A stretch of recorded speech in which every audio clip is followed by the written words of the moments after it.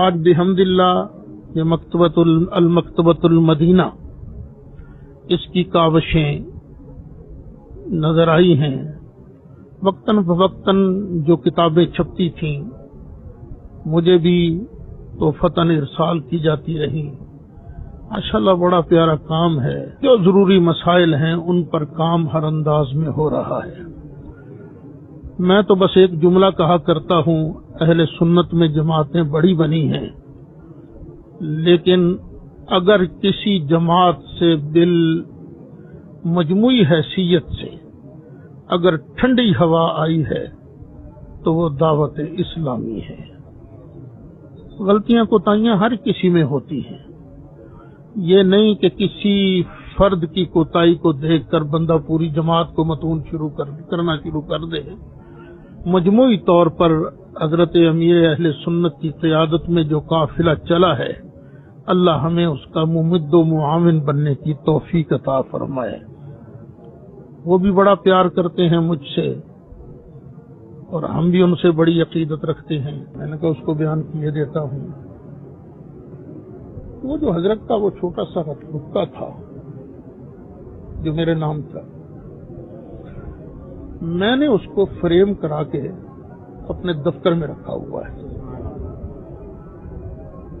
اور میری اپنی اولاد کو یہ وصیت ہے جب میں مروں تو میرے کفن کے اندر اس کو رکھا جائے۔ بسم اللہ الرحمن الرحیم۔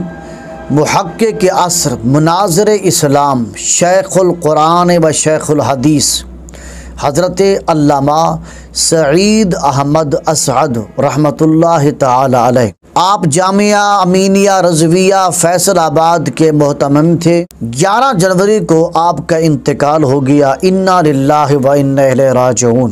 قبلہ علامہ صاحب نے ساری زندگی بین المسالک و بین المذاہب کے اتحاد کی کوشش میں رہے۔ علامہ صاحب اتنے محقق تھے، اتنے بڑے عالم تھے کہ آپ کے علم کی اس سے بڑی اور کیا دلیل ہو سکتی ہے کہ آپ مخالفین کے پاس خود چل کر جاتے اور جا کر ان کو دلائل کے ساتھ قائل کرتے تھے۔ کسی کو آج تک علامہ صاحب نے کوئی گالی گلوچ نہیں کی، کسی کو برا بھلا نہیں کہا۔ آپ محققانہ انداز کے ساتھ قرآن و سنت کی روشنی میں دلائل پیش کرتے تھے، حتیٰ کہ علماء دیوبند کے پاس بھی چل کر علامہ صاحب نے دلائل پیش کیے۔ قبلہ علامہ صاحب نے کئی علماء دیوبند کے پاس جا کر کہا کہ آپ اپنی کتابوں سے ان عبارات کو مٹا دیں جن عبارات کی وجہ سے علماء اہل سنت بریلوی مسلک، علماء اہل سنت دیوبندی مسلک کے درمیان جو اختلافات ہیں ان عبارتوں کو مٹا دیں تاکہ ہمارے اختلافات دور ہو جائیں اور ہم ایک ہو جائیں۔